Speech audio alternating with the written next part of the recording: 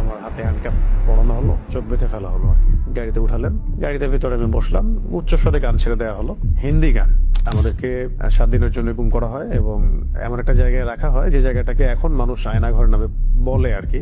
এই সুযোগটা কাজে লাগিয়ে খুব সুন্দরভাবে এটাকে পালিশ করা হয়েছিল আর কি, যে আমরা পারিবারিক কারণে মাইক্রো সহ মানে গাড়ি সহ 7 দিন আত্মগোপনে চলে গেলাম, তাই না? এটা পুরোই মিথ্যা ছিল। এটা কোনো ব্যক্তিগত ইস্যু ছিল না, এটা একটা পরিকল্পিত গুম ইস্যু ছিল আর কি। মনে হলো যে maybe this is the end of my life, my journey, my mission. আমার মনে আছে যে আমি কালিমা শাহাদা পড়লাম। এখানে এসে আমার হাত ধরলো যিনি, ঠিক আছে, তিনি আমাকে বললেন যে we are from DB, please cooperate. এই তো সে ভাই লুঙ্গি পড়া, তো আমি বললো আরে ভাই লুঙ্গি পড়ছেন, সমস্যা নেই, চলেন ওঠেন, ব্যাপার না, আমার পোশাক আছে, ওখানে গিয়ে দিয়ে দিব। তো ও বেচারা লুঙ্গি পরে উঠে গেছে, ও লুঙ্গি পরে আয়না করে। আমাদের গাড়িটা তার মাদ্রাসার গেটের সামনে ব্রেক করলো, আর এখানে ফোন দিয়ে বলবো যে গেটটা খোলো। ফোন ডায়াল করার মধ্যেই এই 4-5 মিনিটের মধ্যেই আর কি 2টা বা 3টা হয়তো বড় বড় এই মাইক্রো টাইপেরই হবে, হাই প্রোফাইল গাড়ি আর কি, এরকম কিছু গাড়ি দাঁড়ায় গেল এবং ওদেরকে আগে উঠাই ফেলছে গাড়ির মধ্যে। ভেতরে যদি আপনাকে মারাও হয়, পিটানো হয়, বাইরে আপনি সাউন্ড যাবে না যদি আপনি চিৎকার করেন। যেই খিচুড়ি আমার ওয়াইফের বাসায় খাওয়ার কথা ছিল, আল্লাহ পাক আমাকে ওই দিন সকালে, মানে জুমার দিন সকালবেলা আমার সামনে যে খাবারটা আসলো সেটা ছিল খিচুড়ি। যে আমাদের লোকেশনটা ট্রেস করা হয়েছিল বাংলাদেশের একটা গোয়েন্দা সংস্থার হেডকোয়ার্টারে, যেটা আপনারা জানেন, এটা তো অনলাইনে আসছিল আর কি, এটা তো সবাই জানে কথা। তখন কিন্তু অনেস্টলি স্পিকিং যে আমাকে এত মানুষ চিনেও না। ওই সময়ে সেই দুজন ভাই এসে আমাকে বলছিলেন যে ভাই আদনান ভাই না আপনি? তা আমি বলছেন জি ভাই, আপনাকে এই জায়গায় এইভাবে দেখবো এটা আমরা কল্পনাও করি নাই। কখনো বলছে যে তুমি না শাহাদাতের ওয়াজ করো, এখন কি তোমাকে ক্রস ফায়ারে দিব, শহীদ করে দিব, মানে এরকমও কথা আসতেছিল কি। তো যারা রিমান্ড করে তাদেরকে বড় ভাই বলে সম্বোধন করা হয়, আর যারা সার্ভিস দেয় তাদেরকে ছোট ভাই বলা হয়। রিমান্ড তো একটার পর একটা হচ্ছেই, প্রতিদিনে মনে হয় 1-2টা করে রিমান্ড হতো, রাত্রে 1টা করে হতো। একটা রুটিন প্রোফাইল আছে তাদের, যে আমি কোনো জঙ্গি সংগঠনের সাথে আছি কিনা, আমি কোনো বৈদেশিক কোনো সংগঠনের সাথে জড়িত কিনা, কেন আমি জিহাদের কথা বলছি, কেন আমি ইকামতের দিনের কথা বলছি, কেন আমি মানে খিলাফা শব্দ ইউজ করছি, কেন শরিয়া বিধানের কথা বলছি, এই বিষয়গুলো নিয়ে ঘুরে ফিরে বেসিক্যালি আসলে কথা হচ্ছে। কেন জায়নিস্ট মুভমেন্টের এগেনস্টে কথা বলা হচ্ছে, খাস করে কেন আমি ইসরায়েলের এগেনস্টে কথা বলছি, আর এদিকে ভারতের ইন্ডিয়ার এগেনস্টে কথা বলছি। আমার কাছে মনে হয় ওই 7 দিন আমি যেভাবে আল্লাহকে ফিল করেছি, এটা আমি মনে হয় আমি আমার জীবনে আর কখনো করি নাই।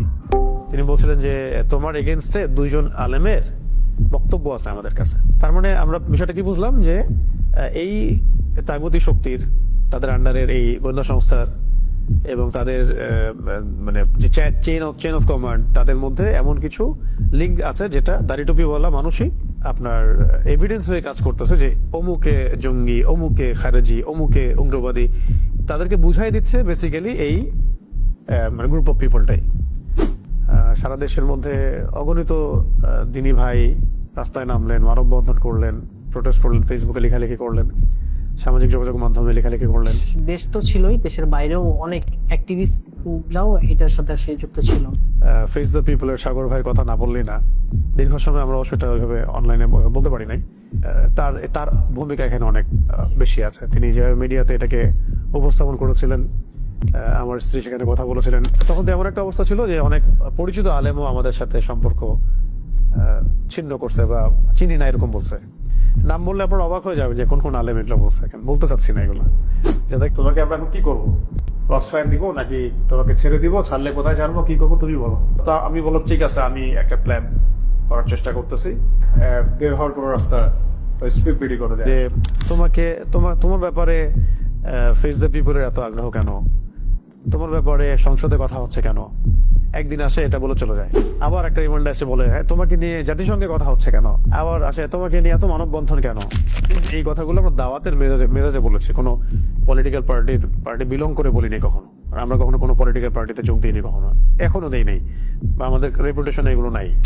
আমি বলছি এখনো যদি আপনারা এই ধরনের দাওয়াত দেন, ইসলাম কায়েম, দাওয়াত, তাবলীগ, জিহাদ, ইসলামী হুকুমত, শরিয়া, আপনিও টেস্ট হয়ে যাবেন, আপনাকেও টেস্ট করে ফেলা হবে, এবং আপনারও যে আজ না হোক কাল যে কোনো বিপদ হবে না কোনো গ্যারান্টি নাই। তো সবচেয়ে ভাইটাল যদি আপনি কারো নাম বলতে বলেন এই বিষয়ে, খাস করে আমার দ্বিতীয় স্ত্রী সাবেকুন নাহারের কথা, তার যে ভূমিকাটা, এই ভূমিকাটাই আমার কাছে আসলে সবচেয়ে মানে আমার হৃদয় ধাক্কাটা একটা অনুভূতির মতো থাকে। আমার প্রথম স্ত্রী এবং আমার এই পরিবারের যে সবর কমে বিপদগুলো ফেস করা সবকিছু মিলিয়ে এটা সৌভাগ্য যে আল্লাহ রাব্বুল আলামিন আমাকে তার মতো একটা স্ত্রী দান করেছেন, আলহামদুলিল্লাহ।